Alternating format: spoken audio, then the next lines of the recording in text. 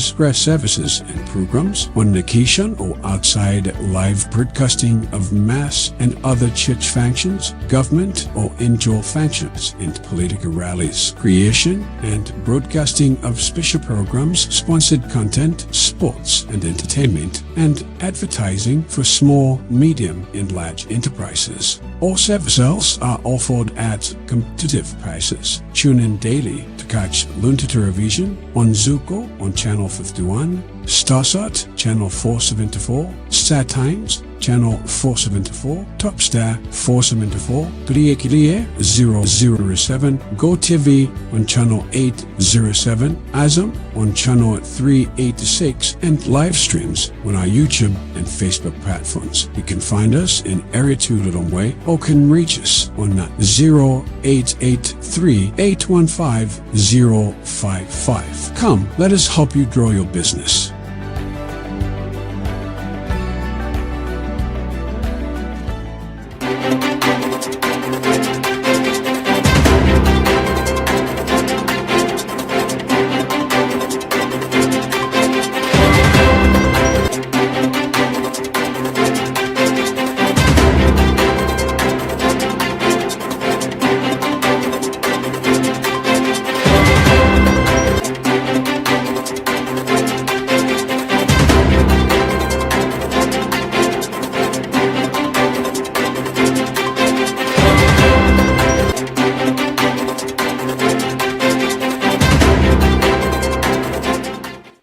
Good morning, wherever you're watching Luntha television. It is the 17th of June 2025, and we bring you yet another edition of Press Review, in which we take you through some of the stories that have been written in our newspapers.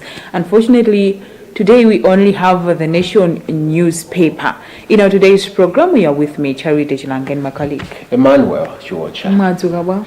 Hai ife tadzuka amwe aujisunga Chabwino nditu tuyenera kuyamika nyakumandamanda kaya uko mwajoka ife so zabwino bwino chabwino ndithudi te monga mwanenero tilero tili ndi imodzi newspaper yes. ine ndimafuna kuti imeneyi ikhale mbali yanu ikhale mbali yanga ladies first ndimalemekeza inde all right, to begin with the very front page, Registrar Kwele's party funding sources. Part of the story says Registrar of Political Parties Kizito Rentani has expressed concern over how political parties in the country finance their major activities, including conventions, as they have not declared funding sources. Briefing journalists in Lilongwe yesterday, he said his office is currently engaging all parties to explain how they funded conventions and will also demand financial reports on how they plan to finance the campaign period for the September 16th general elections. Tentani said so far no political parties disclosed its source of private funding, yet parties are seen spending. ndimfani yosangalatsa kwambiri ndipo ineyo ndilosangala kuti zinthu ngatizi zatumphuka zikubwera poyera inu timadziwa kuti amene mlembi wa timana kuli a registrar amene akizito Rentani yes akunena kuti iwowa ali nkhawa masundo odabwa kunena kuti zipani za mdziko muno inu timaziona kuti zinali pakalikiliki kuchititsa ma convention ndipo timamva kuti convention yathu ino taononga ndalama kumatchulidwa ndalama za nkhaninkhani komanso kukubwera kampeni ndipo zipani zimachita zinthu zosiyanasiyana ndipo misonkhano ya ndale mbwerikete pena paliponse ndipo kumeneko inu tu kumakhala kumwaza ndalama ndiye a registrar amanena kuti iwo amakhala odabwa kuti kodi ma convention amenewa ndalama zimenezi zimasololedwa pati zimachokera pati tisetiritse ntchito chichewa chosololedwa chifukwa kusolola kutioneka ngati kuti akubapenda pati koma tinene kuti kodi ndalama zimenezi zimachokera pati chifukwa sitikudziwa mwina nkusolola komwe mwina nkusolola tinatchula kucha mwina kapena komano a registrar amanena kuti amafuna atadziwa kuti kodi kuma convention convention amenewa zipani ndalama zimazitenga kuti nanganso kampeni ino tikudziwa taona kale zipani zikuyenda ngakhale officially kampeni yosina khazikitsidwe koma kubwera pa 14 pano ndeti uone kuti kukhale mkoke weniweni kuti kampeni akhale kuti akukhazikitsa nawo pamene panso timaona zipani zikugwiritsa ndalama ndi amanena kuti amafuna atadziwa iwo ngati mlembi wa zipani kuti kodi zipanizi zimapeza kuti ndalama zawo komanso atawapatsako ma financial report zikalata zimene zimaonetsa kuti chuma chathu tayenda motere komanso chimachokera zimenezi akutitu inu zipani zonse zimene tili nazo mdziko muno palibe nchimodzi chomwe chimene chabwera poyera mwina nkhani yonseyi mukuona zoti nkofunikira bwanji kutero kuti zipani zizibweretsa poyera komwe kumachokera funding yawo ine ndimafuna unena iwachi zizibweretsa poyera kumene kumachokera funding yawo chifukwa izizi number 1 kwakukulu kuzikhala kuti zabwera pa mbalambanda unena kuti ifeyo chuma chathu chimachokera mwina anthu adzasiya kukayikira kuti ausolola zidzachepetsanso zakatangale chifukwa nkutheka zitautheka kuti mwina eti chipaniyo mwina sichili mboma koma nkutheka kuti mwa ena owatsatira mwapasipasi ali mboma mwemo nkumasolola nkumakapereka kuti kochipani so izizi zonse kuti zithe bwinobwino anthu pasakhalenso aregistrar kumadandaula amenanso amalawi maneti kumatozodabwitsa kwakuti kucha anakhothola ndalama izi nzofunika kunena kuti zithetsa number 1 kukayikirana number 2 zakatangale komanso ine ndikukhulupirira kuti zithakupangitsa kunena kuti zipani mwina ngati pali zipani zina zoti zilibe kwenikweni kodalira umene amapeza ndalama mwina athopeza njira kukhazikitsa njira zokuti atithopeza ndalama chifukwa timangomva kuti we are thinking well wishers which well wishers anthu akufuna kwabwino for the generous donation inu mafuna mwadziwe akufuna kwabwino pajena amenezo zoti musandiulule ena amatero komano mmene ndanenera kunena kuti kwambiri amalawi amakhala ndi nkhawa noti koma si misonkho yathu yomwe imene ikusakazidwa so izizi kunena uchotsa chikayiko chimene amalawi amakhala nacho nzofunika kwambiri ndipo ine ndimafuna ndathokoze tanyadire akizito tenthani kuti uku ndiye kukhala osanena kuti kutchinjiriza kuti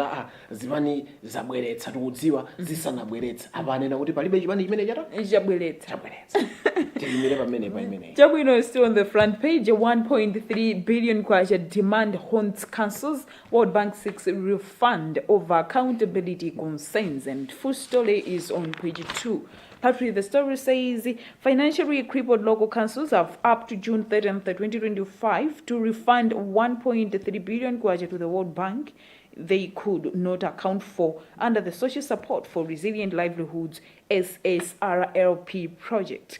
This comes on the back of a World Bank Financial Management Team expenditure review, which established that funds totaling 1.3 billion kwacha may have been mismanaged. Official correspondence the nation has seen and verified shows that the bank's team undertook the SSRLP expenditure reviews for financial years 2021, 2022, and 2022, 2023 at the National Local Government Finance Committee, NLGFC, and local authorities.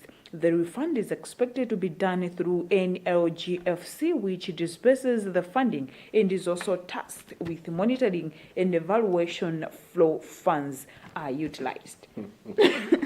Ndikuseka ngati nzabwino koma nditangowerenga headline mwamba kuseka nditangowerenga headline ndizomvetsa chisoni ndiuzeni nafeso tiseke ine chimene ndikuseka ndi ndizomvetsa chisoni for tikabwera pano timamva nkhani zosiyana-siyana unena kuti maiko athandiza ndi ndalama mwakuti ndi timanena nthawi zambiri kuti tikuthokoza anthu unu mwatithandiza komatu izizizi pasayende lilime tisamve kuti wina watani wasolola zikagwire ntchito yake yeniyeni imene anthu amaperekera ndalama now kumva kuti a World Bank amatithandiza ndipo tisaname banki yabwino yayikulu ya dziko lonse imatichitira chifundo imakhala patsogolo koma kumva kuti 1.3 billion Malawi kwacha zimene akuti I think mzaka akuti 2021 2022 and 2022 2023 yes sizioneka bwinobwino kuti zidagwira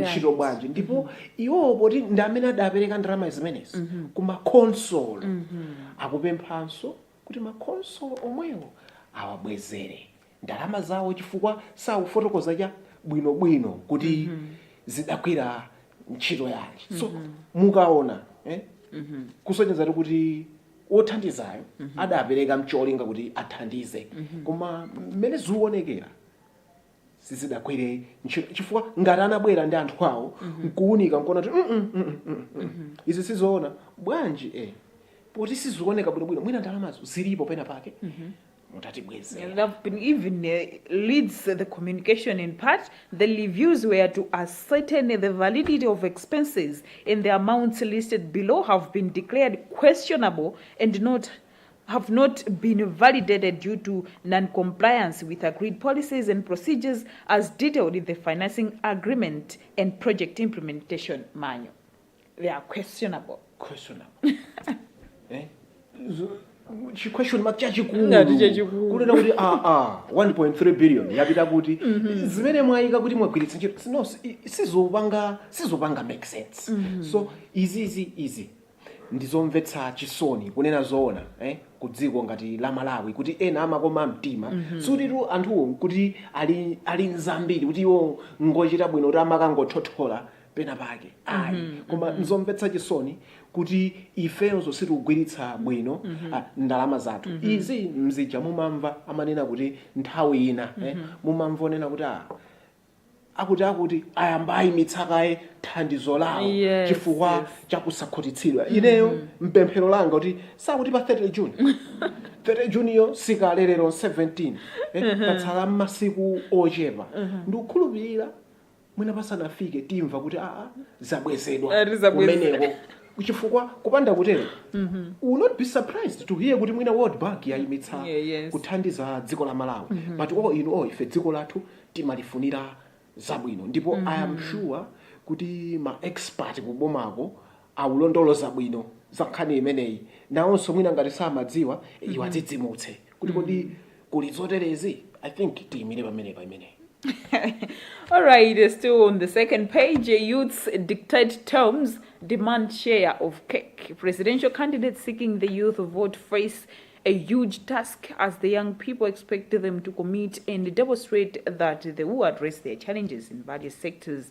A 2025-2030 National Youth Manifesto that the Youth Decide campaign YDC has developed with support from United Nations Development Programme, UNDP, and federal government of Germany has 14 thematic areas that the next government needs to improve on for better youth warfare. Speaking in Lilongwe yesterday during a stakeholder validation meeting for the Youth Manifesto, Youth and Society Executive Director Charles Kajolweka, whose organization coordinates the campaign, said what the manifesto has said are the minimum targets. He said the manifesto will have to be integrated into government policies and YDC will track its implementation, stressing that political party manifestos should reflect and embrace the youth manifesto.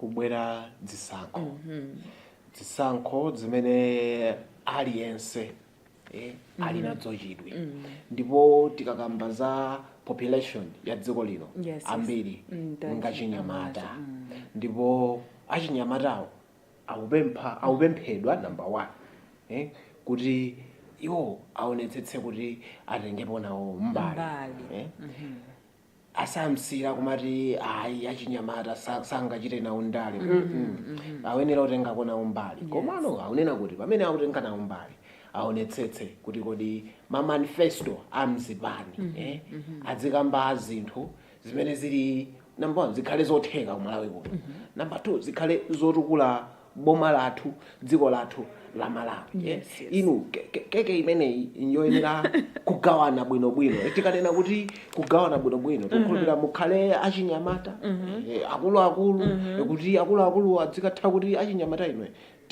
timatere wake molondola osati molakwika so this is very good kumamva akajoloweka akunena kuti achinyamata tikuyenera ndithu titenge nawo mbali komanso mamanifesto adzipaniwa tikuyenera ndithu tiaunike bwinobwino akhale awokamba ino zinthu heti zotheka kumalawi kuno osati kumanena zinthu zimene kwathu kuno zosatheka ayi tiye tidzinena zinthu zimene zili zapindulira malawi zimene zili zinthu zotheka ndipo achinyamata ntchito iliko ndikanena kuti ntchito iliko pa 16 tikasankhe mwanzeru for the betterment of our country komanso ine ndimafuna lero mashado achinyamata tuona tuochepa ayi ndatulukani inu kodi simunatuluke bwanji ngati ndavako tsopano tu ifeyo imeneja simbali yathu niyobwera pano etadziwitse anthu tigawane nawo zimene zochita komanso kuwalimbikitsa achinyamatawo zimatheka konsekonse ayi ife maitanidwe ngomwewo maitanidwe ndomwewo chabwino usi _need to protect child rights. A part of the story says Vice President Michael Usi has called for increased and strategic investment towards addressing issues that affect children at different levels. Presiding over the 2025 continental commemoration of the Day of the African Child that Malawi hosted in Lilongwe yesterday, he called on African governments to share lessons and experiences on child budgeting and policy, saying collaboration is key to building an Africa that protects and empowers every child. Usi said World Malawi has a long-term plan through Malawi 2063, which recognizes the need for human capital development. There are fiscal constraints that continue to impact child-focused sectors. Kodi tikanena kuti chichewa chake titi cholondola kunena kuti Day of African Child. Yes. Chichewa chake cholondola mmati chani isindudziwa koma zimakhala ngati zokumbukirana tsiku lokumbukirana Africa. Lidzulo lina lidzulo yes ndimaona ndithu anthu ambirimbiri kupositatiana mastatasimu kutani kumaso I followed up with interest ku PICC kunali zochitika kumene kunali a vice president amene alankhulapo kunena kuti ngati dziko la Malawi komanso mu Africa ndikofunikadi kuteteza ana kuonetsetsa kuti anawo ngotetezedwa sakuchitiridwa nkhanza ndipo yes that is the way to go. Ana ngoyenera kuwateteza chifukwa ndi atsogoleri amawa ndi amene adzatinyamule ife so tikuyenera tionetsetse kuti iwowa ngotetezedwa. I think ndizoona zimene akunena a vice president andipemphe kuti asankhala mawu apakapa inu ndine amalawi tiyateteze ngakhale mwana athotheka kuti si wathu koma ngati taona kuti pena pake auchitiridwa nkhanza pena pake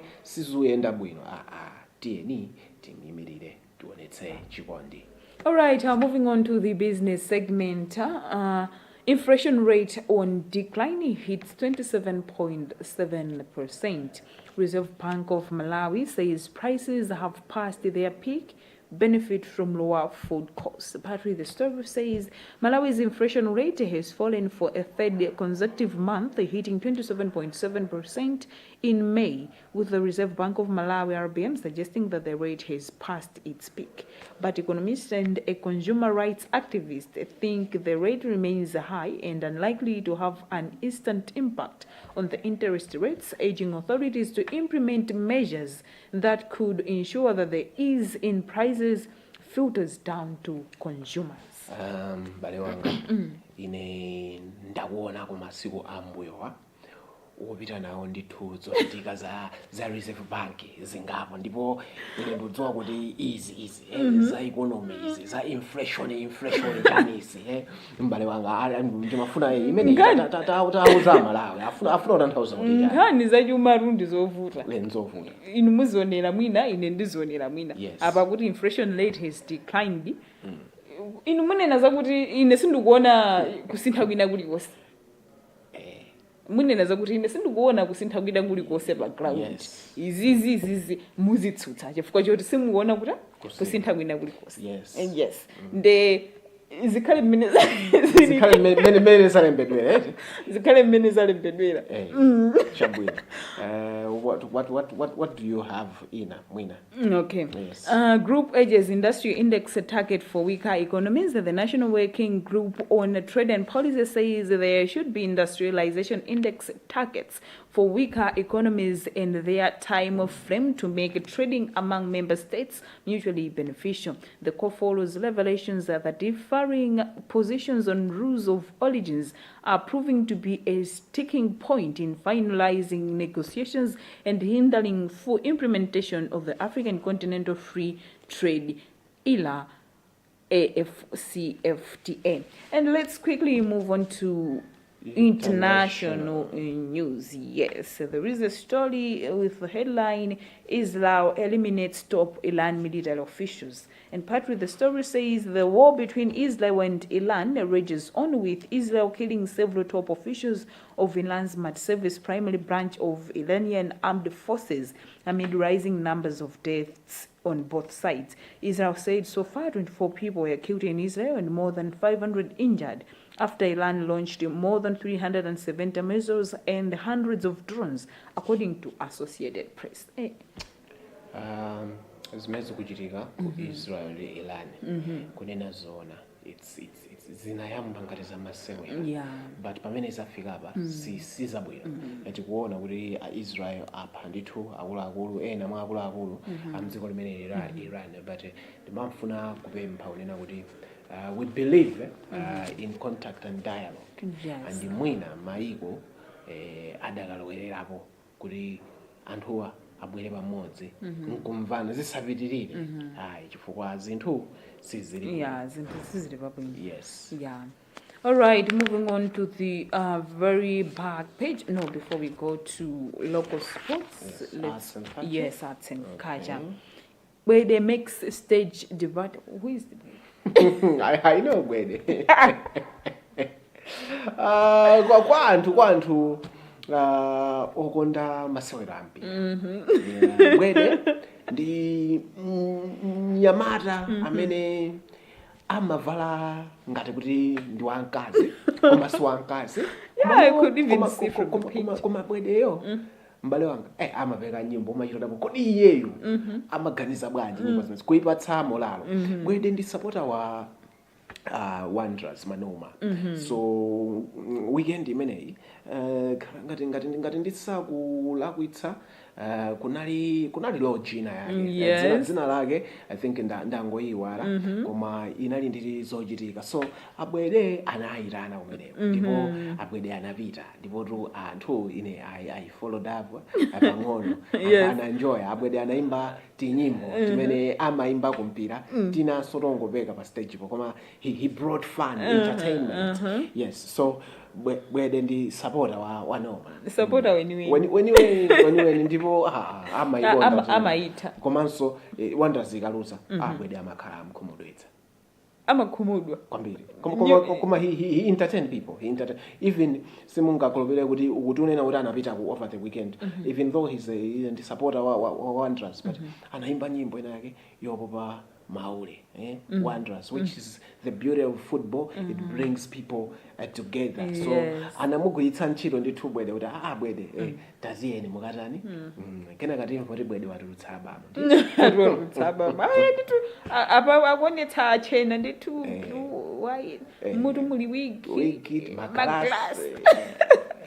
All right, Theatre Fraternity unites to save veteran actor Peno Musa. National Theatre Association of Malawi Southern Region Chapter has organized a fundraising event on July 7th, 2025 at Amaris Hotel in Blantyre for Peno Musa. The celebrated playwright and actor, also known as Domingo, requires a gastrointestinal surgery. He has contributed to the creative sector through his work with the Kwatu Drama Group, Pamajiga and Myango. This is something I am very happy kunena kuti aganiza amenewa a National Theatre Association of Malawi kunena kuti akonze zochitika zimene akufuna ndalama zake zimene zikapezeka kumenewa athandizire mzawo amene who has contributed a lot to the industry. That is very very good.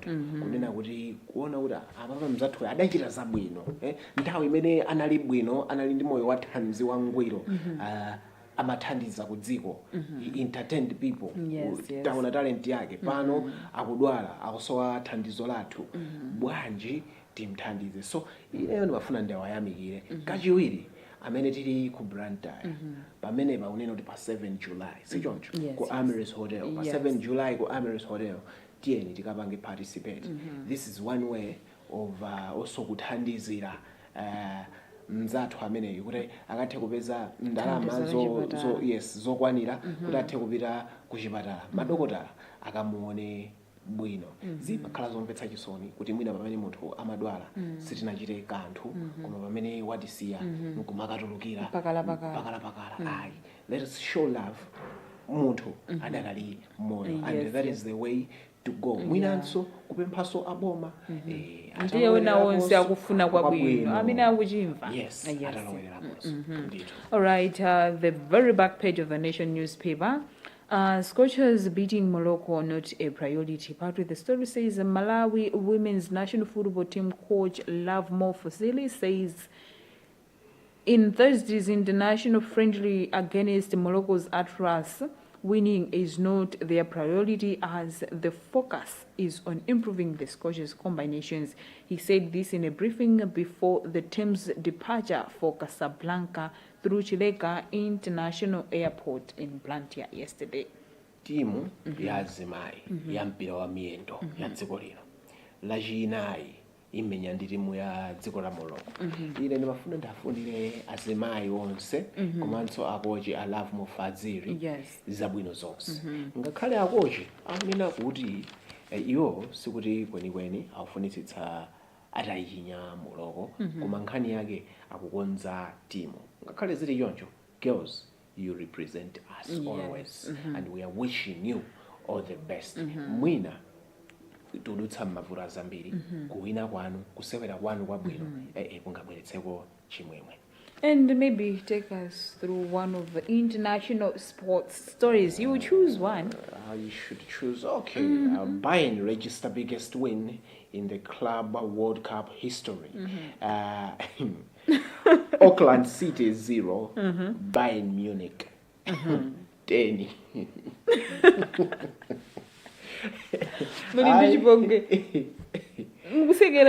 Auckland City 0, Bayern Munich 10. Aho ndekuti titaonena kuti ichiwe ndikuseka. Maplayer amene amalowera mground ndoti apo kweti ndingati kuti Bayern Munich aliyese ampatsa chigoli chimodzi. Ndi mmene mpira wathera. Bayern Munich yachinya timu ina yotchedwa Auckland City 10-0 ekupambana kumeneko. 10-0. Imene akunena kuti Bayern is the biggest win. Imene the biggest win kuchitika masewera amene wa Club World Cup. Ndithu. So ndi mmene mpira umakhalira. Angola soku Angola returned COSAFA Cup. Angola yachinya dziko la South Africa 3-0.